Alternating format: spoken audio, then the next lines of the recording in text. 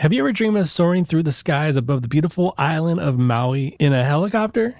If so, you don't want to miss today's episode on the podcast. Recently, I sat down with Nick Moran, the owner of Go Fly Maui, a one-of-a-kind helicopter flight school and helicopter experience on the island of Maui. In this episode, we learn how Go Fly Maui offers a truly customized flight experience that can turn your dreams of flight into reality.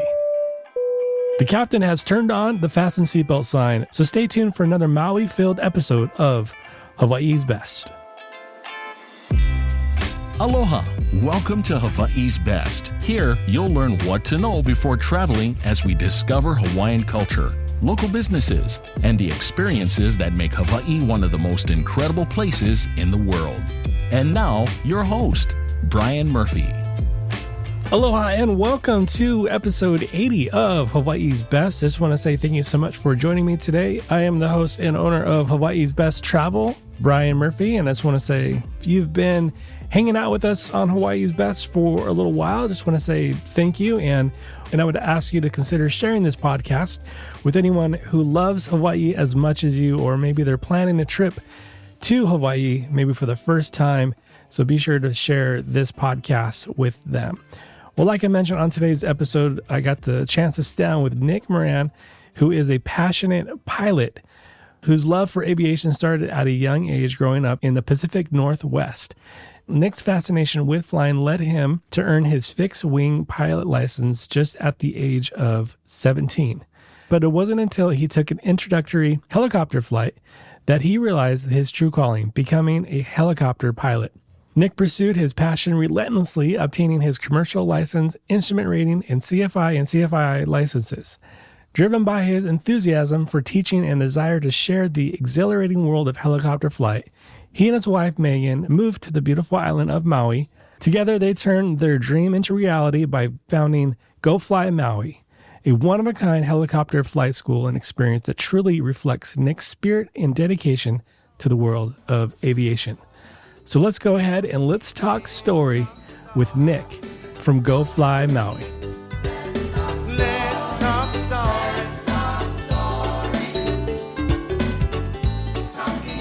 story. Nick, thank you so much for coming on Hawaii's Best, coming from the beautiful island of Maui. How are you doing today? Good. Awesome, Bryan. Thanks for having us on the podcast.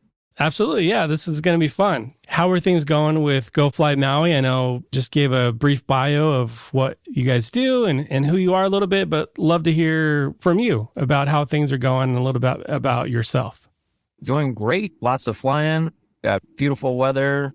Everything's back into full swing. We're flying lots. Oh, that's awesome. Secretly, I've always wanted to learn how to fly, and I've never done it. So part of this conversation is a little selfish. I love to hear more about what you guys do at Go Fly Maui. But before we get into all that, share a little bit about your journey, how you came into falling in love with aviation, and eventually to what you do now.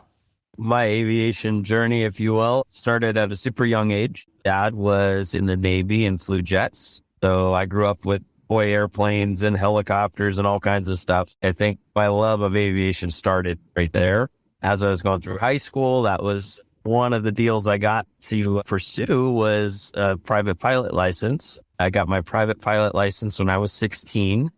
It was kind of special. My dad got to go through the ground school with me again. So it's kind of fun to have his aviation stories to back up all the ground school stuff I was learning for the first time. Then from there, I started working at an airport as a fueler and scrapping for flight time here and there. But as most people will realize, flying's a little on the expensive side, especially when you're 16, 17 and you have the original GoFundMe, mowing lawns. Right. So I got into kite surfing, which that's what eventually brought us out to Maui and switched us over to the helicopter world. When about was that transition coming over to Maui? So we've been on Maui for 14 years now. We had visited New Zealand and Maui both prior, right after we got married. And we were going to move to New Zealand for a little bit. And due to family circumstances, and also it's a long ways away, we decided to move to Maui and make it work. It wasn't the easiest thing in the world, but we made it work. So you're on Maui. It's been about 14 years. When did the idea for Go Fly Maui, how did that come about? Is that something that's always been, I guess, in your heart, or ideas or dreams, or how did that come out? It's been kind of a morphing dream, if you will, morphed from doing bush flying up in Alaska to Awesome. our journey out here at Go Fly Maui going organically came together in a lot of ways looking back on it.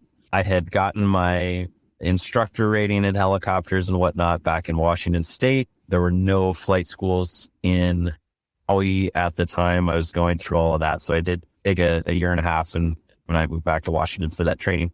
But when we got here, we're like, okay, great. Not like you graduate and get to start flying tours right away. They want you to have 1,500 hours just as a beginning position. So I had to figure out some way to build that flight time. And so I was able to get a co-pilot position with the medevac helicopter, which was stationed on Maui. That was a great learning experience. We had very high time pilots that were willing to share their experience with me. It also got me around a lot of the mechanics, the other pilots flying tours, and they see someone that's working hard and start to see little opportunities pop up and gets pushed up a little bit. But along that path, I bumped into a airplane flight instructor who decided he wanted to buy a helicopter without knowing how to fly it. And got talking. I'm like, well, I am an instructor. I'll teach you to fly it. I'm like, okay, this is a little different. But we actually started Maui Helicopter Academy at the time, and we learned a lot. We had a little Schweitzer 300, which kind of looks like a John Deere tractor version of a helicopter. Great little machine, but ended up kind of having some hiccups with being able to get parts. So he ended up selling that helicopter, and Go Fly Maui was born. We bought a R-44, which is a 4-seat piston helicopter. Pretty popular, great machine. And we started Go Fly Maui. It's now grown to having a second ship. We've got an R-22, which is a 2-seat helicopter. This the primary trainer for people wanting to get their pilot's license. So that's kind of how Go Fly Maui was born, essentially. We've been going for, well, since 2018. So been a fun ride so far. 2018, that's still pretty fresh. And then weathering through the pandemic. And now, like you mentioned, you guys are back up and full going. You know, growing up and traveling, you know, I've always been a little afraid of flying. And one of the things is like, you got to face your fears. And, you know, I'm not anymore, but like, I've always have been curious about, you know, learning how to fly. And I think that's kind of a little bit of what's a little selfish about this conversation is part of me wants to learn how to fly, but someone who's listening to this also is like, hey, I just want to like hop in and grab a camera, tour around Maui. Go Fly Maui, how is it different than the other helicopter companies on Maui? What's unique? What sets you guys apart for someone who's traveling to Maui to, you know, to be aware of? Go Fly Maui is a company that we don't do traditional tours. We are all about let them actually get on the controls and get the experience. That time is also loggable. So, you know, if you want a little more intimate experience, we can do introductory flights. Let you get some time. You can log that time towards a pilot's license and you're 1 hour closer to your goal. So that's something unique. There's no other company on the island that'll do that. Some people who already have a pilot's license, they're looking for a flight school where they can log some time, but they don't want to do a normal tour route or something like that. They just want to fly around and see the sights. We can do those flights where, you know, we've got various pilots on board with a safety pilot from Go Fly Maui. The other thing that we have, a lot of the companies that fly tours out here will allow you to bring a cell phone or something like that. But we get a lot of photographers that want to bring their actual cameras along. They have a specific vision for what they'd like to shoot. And if you're taking a normal tour, you've got the doors on, you got to share with a bunch of people, and they only let you bring your cell phone. Go Fly Maui, we let you actually bring along a real camera. I'm a photographer. We've got experienced photographers that also come out and guide you through Aerial Photography 101. We call it our Photo Flight Oh, Academy. that's awesome. And that's really fun because you get to create something special. You can print it up, Yeah. put it on your wall. You got a story behind it. We offer that for the anywhere from beginner to professional photographers and sometimes even the cinematographers that come out and want to put something together. We've done a couple of production shoots. Paradise City, we got to help out with one of the shoots with John Travolta. Never a dull moment out here. But yeah, if you come out and you're wanting to stay for a little bit and actually work on your pilot's license, we offer ground school where we sit down and go through all the subjects that the FAA has got lined out for you, help you get ready for your written tests, and then the flight training will get you set up for taking your check ride, which takes anywhere from, in a realistic world, 50 to 100 hours on Maui. We are on a fairly windy island, so our pilots take a little bit longer to get through our program, but they're happy that they did because they can handle the conditions. It's a very rewarding venture. What side were you at as far as, geographically based on the island? We're actually at the Kahului airport. Oh, cool. So most people coming to visit Maui will land at Kahului. Right. We're actually stationed on the opposite side of the runway that all the big jets are. It's a great airport. That's awesome. One of the things that at least that caught my eye, and I'd love to hear maybe a little story, the helicopter flower drop. Can you share maybe a touching or unique story from maybe some of the various events that you've been a part of? Yeah, we got several. People ask, what's the deal with the flower drops? Right. Hawaii is known for some of its beautiful flowers. We've got plumerias, we've got hibiscus, and fluorescent colors. It's gorgeous. And so for most events, whether it's a birthday, wedding, even memorials and things like that, it's pretty special if we can scatter flowers from above and have it drift over the event. I've even had some friends who have passed on and getting to share that experience of, whether it's scattering ashes with the flowers, it's very special. We recently did a wedding up country and probably 200 people at this event, and to look down and see flowers everywhere, everybody's cheering, and you're like, yeah, we helped make that day just a little more special. That's sweet. Yeah. The ash scattering as well. A lot of people will paddle out on paddle boards or canoes and scatter ashes, and from the helicopter usually out over the ocean, but that's going out in a bang. That's the way I want to go out. I've always envisioned that. Yeah. Yeah. It's pretty cool, actually. Yeah. All right, it is that time again for Any Kind News. And on this edition of Any Kind News, the Molokini Island, a small 18-acre marine sanctuary located off Maui's southwestern shores, is widely considered one of the world's most popular snorkeling and diving spots. However, a recent study has revealed that the crescent-shaped island is suffering from overuse due to the high volume of visitors, necessitating additional management measures to protect its delicate ecosystem. In 2019, over 40,000 tourists visited Molokini for ocean excursions. Although the island experienced some relief when the pandemic halted tourism to Hawaii in spring of 2020, a 2011 survey of 712 individuals participating in diving and snorkeling trips to Molokini showed that 67% felt the island was crowded. Kevin Wang, the study's lead author from William and Mary's Virginia Institute of Marine Science, commented, "The COVID-related tourism freeze provided a unique natural experiment to measure the effects of decreased tourism on fish behavior in a high-use, no-take marine protected area." Russell Sparks from the Hawaii's State Department of Land and Natural Resources emphasizes the need for better management to improve not only the ecosystem's health, but also the visitor experience. Between March 2020 and May 2021, researchers conducted 5 scuba surveys around Molokini to record various details of the fish species within the submerged crater. They also analyzed human presence data from logbooks of the 40 charter boat companies offering tour excursions around the island. The findings showed that fish species and large predators displayed by high human activity returned to Molokini within months. The displacement of these creatures is concerning as it affects their spawning and sends ripples throughout the local food web, potentially stressing the entire ecosystem. Molokini has been a no-take marine protected area since 1979, with many tour operators working closely with the state to protect the reef. Visitor numbers to Molokini returned to pre-pandemic levels by June of 2021, as per the study. Wang stated, "Our research demonstrates that human presence alone can alter the community structure and possibly the functioning of ecosystem.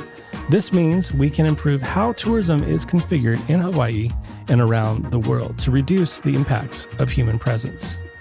And this has been this edition of Any Kind News. Back to you, Bryan. Thanks, Bryan. Let's go ahead. We're going to get back to our conversation with Nick from Go Fly Maui. So we're up in the air right now. Do you have any favorite spots that are unique, maybe to you, that are special to you? And then also, what are some of the other spots that people are really drawn to? Thinking about that vantage point above Maui, so much of Maui can only be explored. I think in Kauai too can only be explored in the air. So what are some of your favorite spots to explore? Yeah, I've got a couple. My first favorite is going out to Hana. A lot of people do the road to Hana. That's a big thing for visitors. I want to do the road to Hana. And it's usually an all-day driving event. Right. I love going out there, especially for our photo flights. There's waterfalls all over the place. The coastline on the North Shore is absolutely spectacular. We actually have waterfalls usually after it rains or something like that. Waterfalls cascade into the ocean. They drop, 500, 600 feet. You're going to see so much more of Road to Hana from above. There's waterfalls that people have never been to that we get to fly over. Yeah, it's definitely an amazing experience. Yeah. The second favorite is, weather permitting, going into the West Maui Mountains. West Maui's are a little bit older than the Hana side of the island, so the valleys are a little bit deeper, really etched in. Most people who fly over there usually comment that they feel like they're in the Jurassic Park movie. It just makes you feel pretty small. It's really, really cool. All rainforest, huge waterfalls. It's just magical. A lot of people come back and they're just like crying. And you're like, definitely be a part of that. Do you ever get like immune to that, or is like every trip up is unique and special? Well, every trip we go up is unique and special. We get fairly consistent conditions, but it doesn't mean that we're going to see the same stuff. And it's really cool too when we take people up, especially for their first helicopter flight, and just the look of awe on their face and seeing their reaction will never get old. Every day is a little bit unique and different, and especially from the photographer's perspective, the light's always changing. The waterfalls ebb and flow a little bit. The ocean's always changing too. We have days where we have Jaws, which is a massive wave breaking. We might be shooting surfers. And then we have days like this. This last week was totally calm and flat and it looked like a lake. So yeah, we don't get bored. Yeah. Before we hit record, we were talking about whale season, and you've been, seeing some of that. Usually whale season, especially Maui, November through March, April-ish. How has the season been? This year has been incredible. I think I probably said that last year too. Well, I don't know. Last year was different. We had so many baby whales here. This year we got a lot of babies, but we've got a lot of young adults, which are the babies from last year. So, it's just super cool to see the whales from above. I've been out on the boats. I've been out on the kayaks, and it's really cool to be close to the whale.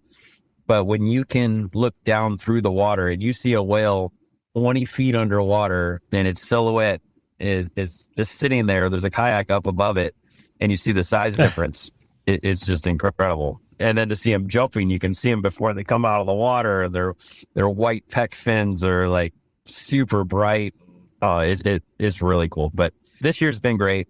We've had a lot of, we call them comp pods, which are competition pods. Usually it's a mating thing. And with these comp pods, we're starting to see bottlenose dolphins swimming with one of the pairs, usually the pair that has the new calf. So someone's planning a trip to Hawaii, specifically Maui, and they're looking for excursions, and they're looking for the whale watching tours and the helicopter tours, and maybe they come across Go Fly Maui. What sets you guys apart and unique? I know we talked about that a little bit, but I'm thinking about that person who is maybe coming back to the islands or coming for the first time and is looking for a unique experience. if you could just talk to that person for a minute and about Go Fly Maui and what you guys offer. If you're the type of person that likes to do something a little bit different, you're the customer we're looking for. To be honest, we love to get to know all of our clients. We don't cram our schedule super back to back. We like to have a pretty relaxed environment, bring you in, get to know you. We go for our flight. We keep in touch. We like making friends, and we like working with people to make a unique experience, whether it's, hey, my brother lives out here. We want to go check out his house. And he wants some photos of it or whatever. We're not set to certain parameters that some of the other operators can be set to. We just really love hanging out, enjoying people, getting to share flying helicopters with them.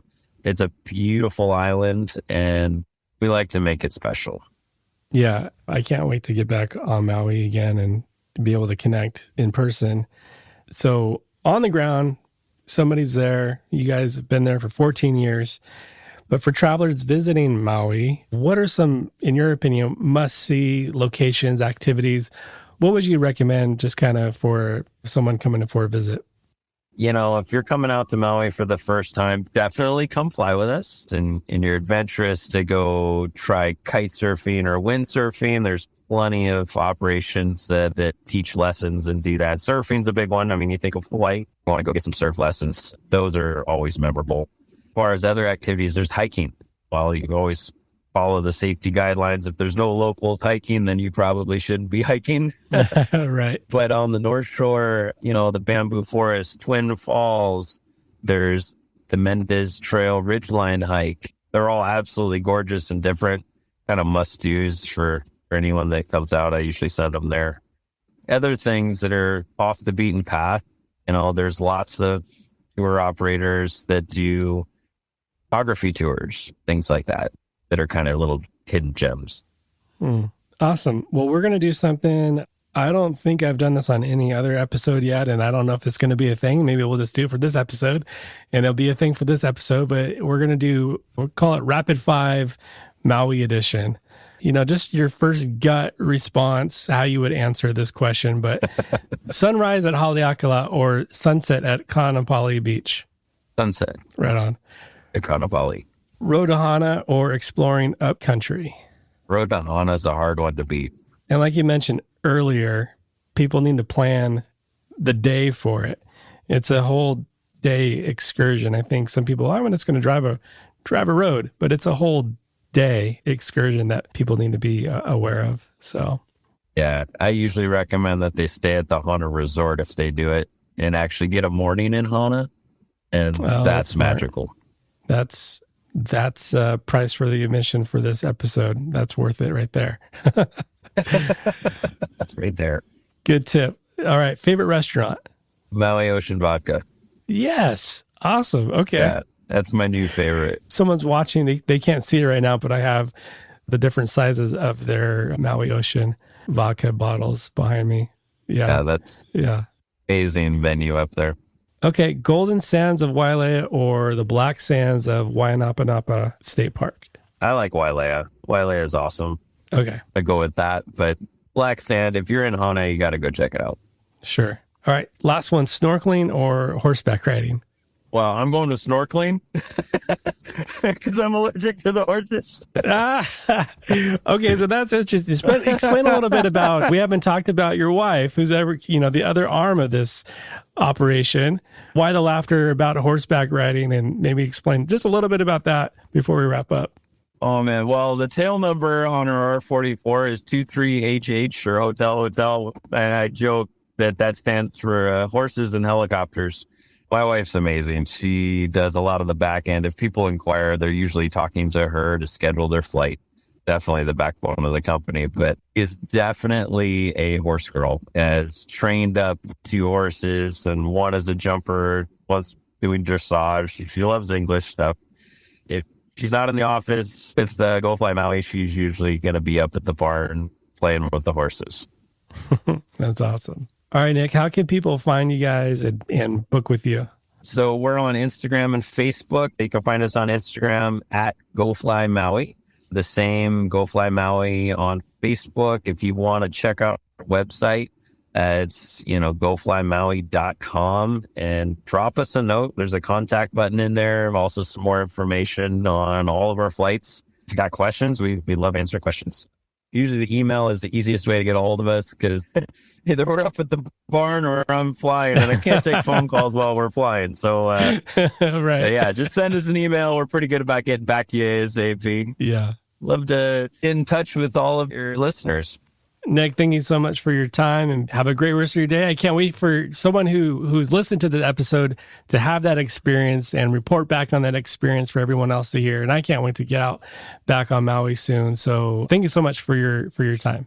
Thanks for having us on the podcast. Well, again, I just want to thank Nick for coming on the podcast today. And to find more about Go Fly Maui, go to hawaiisbesttravel.com/episode 80. And there you'll find a lot more info on how to contact them in case you're planning a trip to Maui. And if you are planning a trip to Maui, I'd love to hear from you. You can email me, Bryan at hawaiisbesttravel.com, and email me some questions or maybe some things that you would love for us to cover about the incredible island of Maui. All right, until next time, be well. Aloha. Mahalo for listening to this episode of Hawaii's Best. To stay up to date on future episodes, please subscribe and visit us at hawaiisbesttravel.com.